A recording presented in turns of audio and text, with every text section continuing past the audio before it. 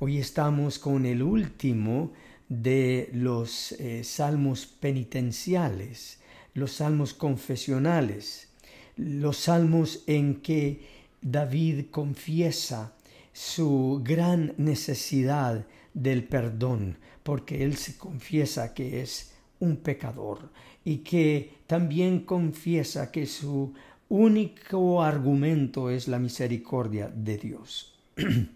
Yo les quiero decir que este Salmo 143, especialmente el versículo 2, tiene una historia personal conmigo, porque el testimonio que ustedes han escuchado de mí a lo largo de todas estas presentaciones, tanto en los 15 minutos con Martín Lutero como en Jesús en los Salmos, el testimonio que yo doy de acuerdo a las Escrituras, de que el centro de las Escrituras y el tema central de las Escrituras es el vivir, el morir, el resucitar de Jesucristo a favor de los pecadores y de la palabra del perdón de pecados, de la gran misericordia de Dios. Ese no siempre fue mi tema. Yo fui un gran predicador de la ley, del legalismo. Yo fui miembro de una secta en la cual solo se predicaba la condenación, o si no, una variedad de la enseñanza del catolicismo romano, de que Dios solamente justifica a aquella persona que obedece los 10 mandamientos y que solamente puede llegar a tal punto en que la perfección del carácter es el requisito que Dios quiere para salvarlo. Y uno vive bajo esa sombra de condenación, que tú tienes que alcanzar la perfección de carácter en todo aspecto. Es infinito porque estamos hablando del carácter de Cristo, pero yo era un gran predicador de esa blasfemia. Y digo blasfemia porque esa predicación, ese legalismo, pone a Jesús a un lado. Y hay que decirlo así. Y todo predicador que predica solamente de las obras necesarias para la salvación está predicando condenación. Porque la verdad es que todo aquel que invocar el nombre del Señor Jesús será salvo, y lo invocamos porque en Él hay remisión de pecados. Él fue que derramó su sangre. Y sin derramamiento de sangre no hay remisión de pecados, pero eso no lo predica el legalismo. O si lo predica, lo hace como un pretexto para llevarlo nuevamente a la esclavitud de la ley. Este salmo lo usó el Señor Jesús cuando yo todavía estaba atrincherado en esa doctrina, en la falsa doctrina, por medio de un predicador. Yo recuerdo que ese predicador llegó a la zona donde yo vivía y a las escondidas de mis superiores en la iglesia. Yo me camuflaba, hasta me ponía lentes oscuros y me vestía de civil, me quitaba el saco y la corbata para entrar a esas reuniones y escuchar a este predicador de la gracia.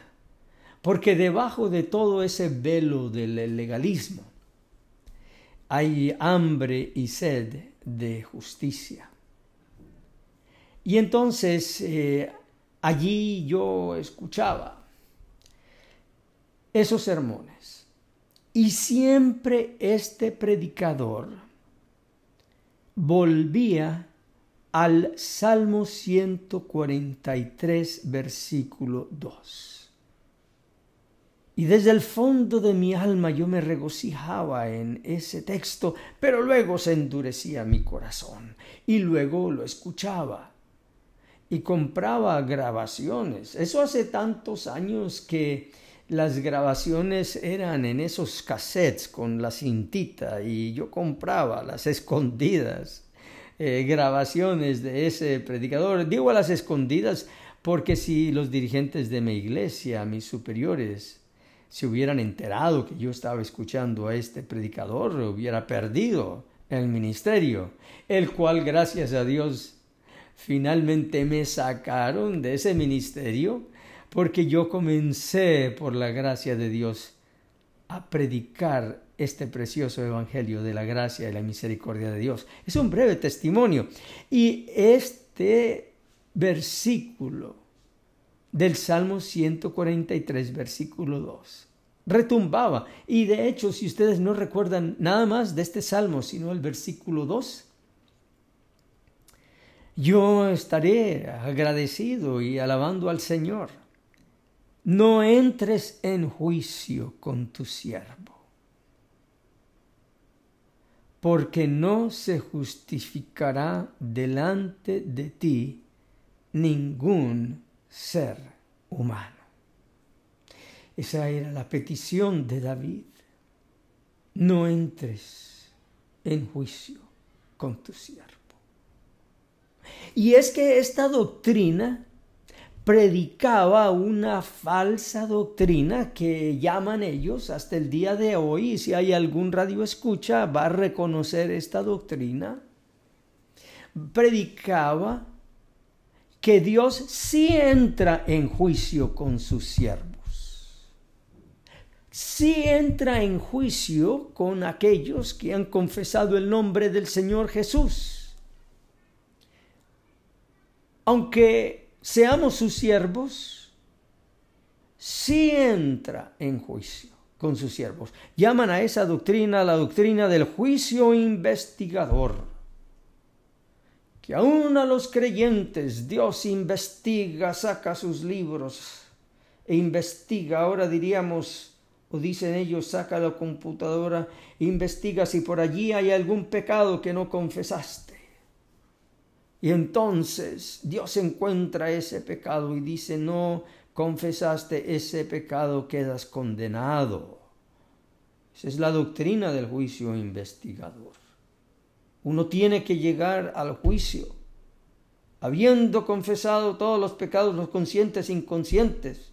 Es una barbaridad, es un morbo, es una esclavitud moral, ética, espiritual, vivir en esa doctrina. Si alguno me está escuchando que pertenece a esa doctrina, salga de allí corriendo, vaya a Jesús. Sí, es una falsa doctrina. No entres en juicio con tu siervo. Es la súplica de David. Señor Jehová, no entres en juicio con tu siervo, porque no se justificará delante de ti ningún ser humano. Es decir, nadie puede presentar argumentos de justicia, ni la justicia que uno haya colaborado con el Espíritu Santo, porque esa doctrina enseña eso. Si tú colaboras con la obra del Espíritu Santo en tu ser, tú puedes lograr vencer todo pecado, aún hasta la inclinación al pecado. Tú puedes vencer hasta la naturaleza pecaminosa, pero requiere constante vigilancia. Y si no vences, serás rechazado en el juicio cuando, sin saberlo tú, tu nombre sale en ese juicio investigador, y si has quebrantado alguno de los mandamientos, serás condenado. Qué tremenda doctrina, pero David denuncia esa doctrina con este precioso versículo donde dice, no entres en juicio con tu siervo, porque esa doctrina desconoce cuán profundo es el juicio de Dios contra el pecador. Así que David conoce muy bien que el juicio de Dios contra el pecador es profundo.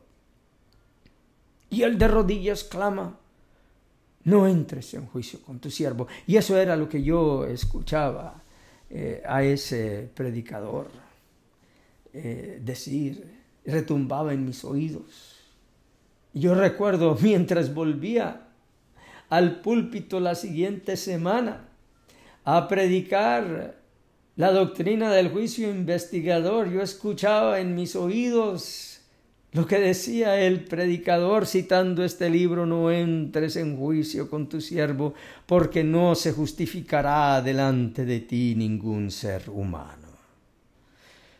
Es decir, la justificación no viene de uno, no viene por medio de sus obras, no viene por medio de su entrega, no viene ni por el rendimiento de la voluntad al Espíritu Santo. Todo eso es fruto, todo eso es obra que viene después de la justificación, y tampoco la obra que nosotros hagamos como siervos se cuenta ni a lo negativo ni a lo positivo para nuestra justificación, porque la palabra de Dios que justifica al impío, al pecador, aquel que viene a él pidiendo misericordia, así como David, no puede mentir. Y cuando Dios dice: te justifico por la sangre, porque somos justificados en su sangre, en sangre derramada ajena somos justificados, en el justo Jesús somos justificados, por su sacrificio somos justificados,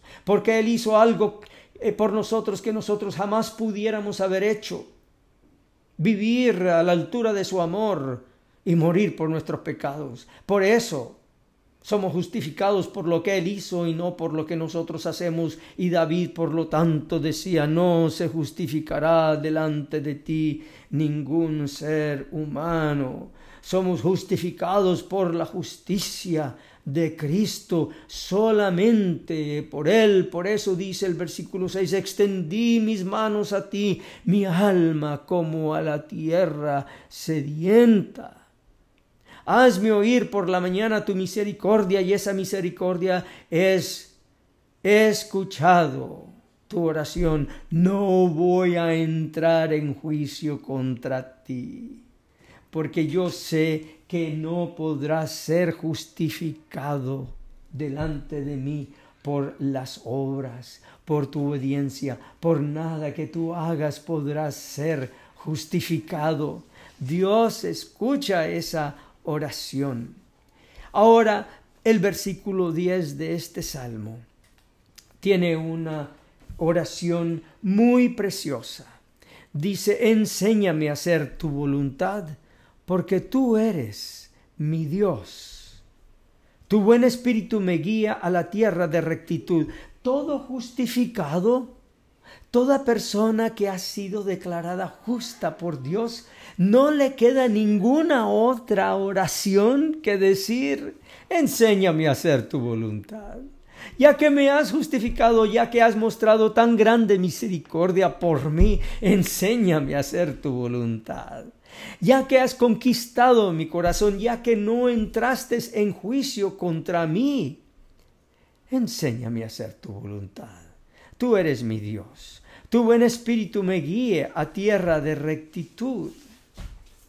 Por tu justicia sacarás mi alma de la angustia. Ese es el versículo 11. Y por tu misericordia disiparás a mis enemigos. Por lo tanto, no entres en juicio con tu siervo, porque delante de ti no se justificará ningún ser alguno. Dios